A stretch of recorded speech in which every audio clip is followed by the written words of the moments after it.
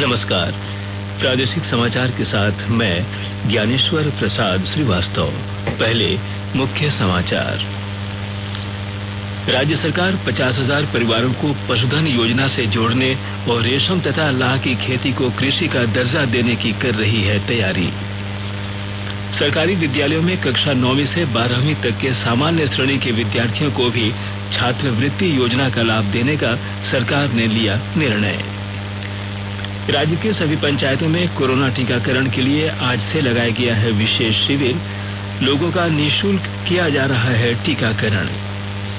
और प्रधानमंत्री नरेंद्र मोदी 28 मार्च को आकाशवाणी पर मन की बात कार्यक्रम में लोगों के साथ अपने विचार साझा करेंगे। लोग 25 तारीख तक भेज सकते हैं सुझाव। कोविड-19 महामारी के खिलाफ देश एकजुट होकर लड़ रहा है। आप भी हमारे साथ सुरक्षा और बचाव के 3 आसान एहतियाती उपायों का संकल्प लें। मास्क पहने, 2 गज की दूरी है जरूरी, सुरक्षित दूरी बनाए रखें, हाथ और मुंह साफ रखें। और अब समाचार विस्तार से। राज्य के 50,000 परिवारों को पशुधन योजना से जोड़ने और रेशम तथा लाह की खेती को कृषि का दर्जा देने की तैयारी सरकार ने शुरू कर दी है। मुख्यमंत्री श्री हेमंत सोरेन ने कल विधानसभा में यह जानकारी दी। उन्होंने सदन को बताया कि सरकार राज्यवासियों को 100 यूनिट बिजली मुफ्त देगी। इसके लिए ऊर्जा विभाग से रिपोर्ट मांगी गई है। मुख्यमंत्री ने मंत्रिमंडल सचिवालय एवं निगरानी विभाग की 52 करोड़ 85 लाख से अधिक की अनुदान मांग पर चर्चा के दौरान कहा कि अतिरिक्त 15 लाख परिवारों को राशन कार्ड उपलब्ध कराया जाएगा। उन्होंने कहा कि मध्याह्न भोजन योजना के तहत विद्यार्थियों को अब सप्ताह में 3 दिन अंडा मिलेगा। श्री सोरेन ने कहा कि सरकार युवाओं को स्वावलंबी बनाने के लिए ऋण उपलब्ध कराया जाएगा। राज्य सरकार ने सरकारी विद्यालयों में पढ़ रहे सामान्य श्रेणी के विद्यार्थियों को भी छात्रवृत्ति योजना का लाभ देने का निर्णय लिया है। यह छात्रवृत्ति कक्षा 9 से 12वीं तक के विद्यार्थियों को मिलेगी। शिक्षा विभाग ने छात्रवृत्ति के लिए 10 करोड़ रुपए का प्रावधान किया है। मुख्यमंत्री छात्रवृत्ति योजना के तहत कक्षा 9 तथा 10 के विद्यार्थियों को सालाना 1,500 रुपए और कक्षा 11वीं तथा 12वीं के विद्यार्थियों को सालाना 2,300 रुपए छात्रवृत्ति मिलेगी। गौरतलब है कि कक्षा 8 तक के सामान्य विद्यार्थियों को पिछले वित्तीय वर्ष से ही छात्रवृत्ति योजना का लाभ मिल रहा है। इस तरह अब कक्षा 1 से 12वीं तक के सभी विद्यार्थी छात्रवृत्ति योजना के दायरे में आ गए हैं। राज्य के सभी सरकारी अस्पतालों में भर्ती मरीजों को 1 अप्रैल से प्रतिदिन 100 रुपए के हिसाब से भोजन दिया जाएगा। वहीं बर्न, टीबी और कैंसर के मरीजों को प्रतिदिन 125 रुपए का भोजन मिलेगा। स्वास्थ्य मंत्री बन्ना गुप्ता ने बताया कि मरीजों को पौष्टिक भोजन उपलब्ध कराने के लिए भोजन मद की राशि को 50 रुपए से बढ़ाकर 100 रुपए किया गया है। राज्य में दाखिल खारिज से संबंधित विवादों के समाधान के लिए अप्रैल महीने से सभी अंचलों में विशेष शिविर लगाए जाएंगे। मंत्री जोबा मांझी ने कल विधानसभा में विधायक किशोर दास के सवाल का जवाब देते हुए यह जानकारी दी। उन्होंने कहा कि इस बाबत सभी प्रमंडलीय आयुक्त को आवश्यक निर्देश दे दिए गए हैं। श्री दास ने सदन में कहा कि अंचल कार्यालयों में कंप्यूटर ऑपरेटरों द्वारा जमीन संबंधी विवरण को एंट्री के दौरान कुछ सूचनाओं को दर्ज करने में चूक से रैयतों को जमीन का दाखिल खारिज कराने में परेशानियों का सामना करना पड़ता है। राज्य में कोविड-19 टीकाकरण अभियान में तेजी लाने के लिए आज सभी पंचायत भवनों में टीकाकरण शिविर लगाया गया है।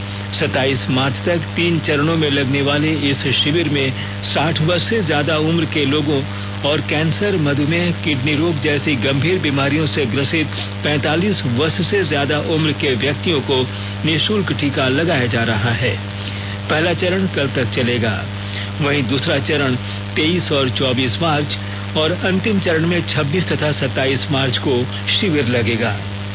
इधर राज्य में अब तक 6,22,738 लोग टीके की पहली डोज ले चुके हैं।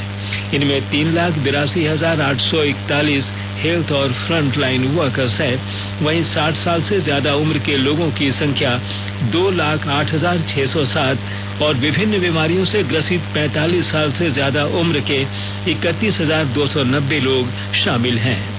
दूसरा डोज ले चुके हेल्थ और फ्रंट लाइन वर्कर्स की कुल संख्या 2,03,703 है।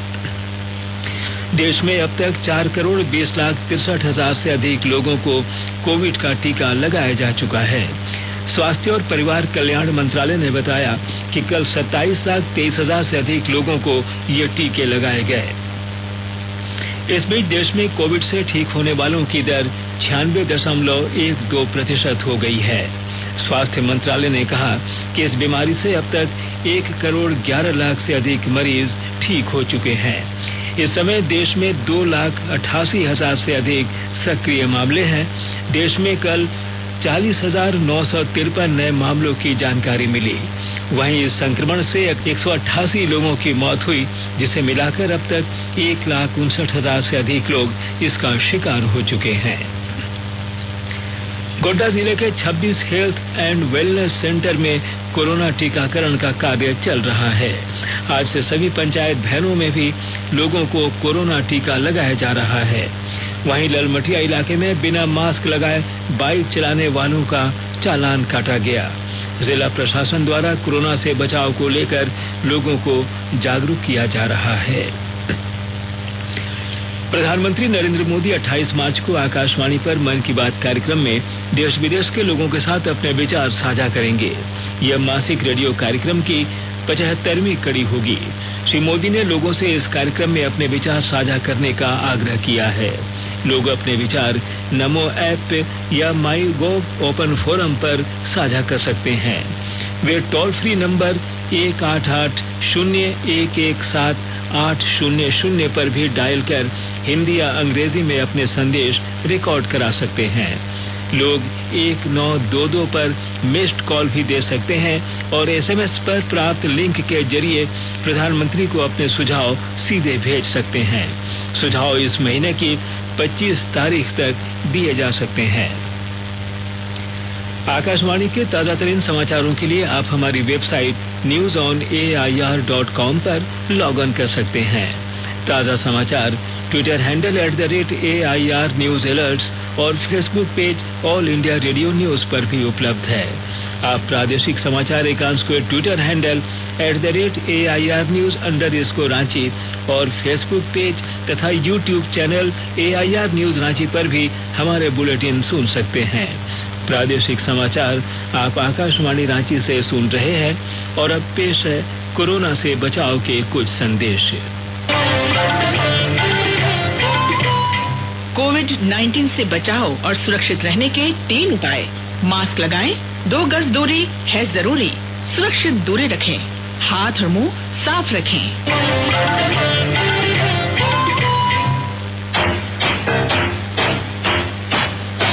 चलो मिलकर एक शुरुआत करें, चलो एक फैसला आज करें, मास्क नहीं तो टोकेंगे, कोरोना को रोकेंगे, चलो एक वादा करते हैं, चलो एक वादा करते हैं, मास्क नहीं तो टोकेंगे, कोरोना को रोकेंगे।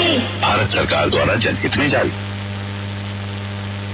प्रादेशिक समाचार में आपका फिर से स्वागत है। केंद्रीय अन्वेषण ब्यूरो सीबीआई ने 25 राज्यों में केंद्र सरकार के 30 विभागों और संगठनों के परिसरों में औचक तलाशी ली है। ये विभाग और संगठन भारत सरकार की परियोजनाओं के कार्यान्वयन से जुड़े हैं। ये तलाशी यह पता लगाने के लिए की गई है कि इन कार्यालयों द्वारा दी जा रही सेवाओं में अथवा परियोजना के कार्यान्वयन में भ्रष्टाचार तो नहीं हो रहा है।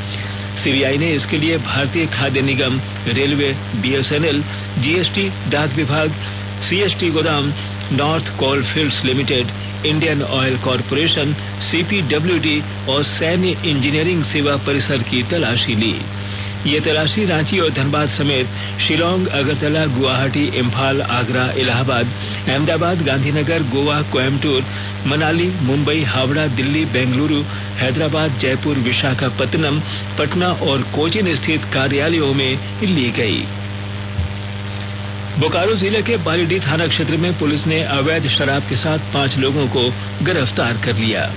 इनके पास से नकद 47,000 रुपये और 5 मोबाइल फोन भी पुलिस ने बरामद किए हैं।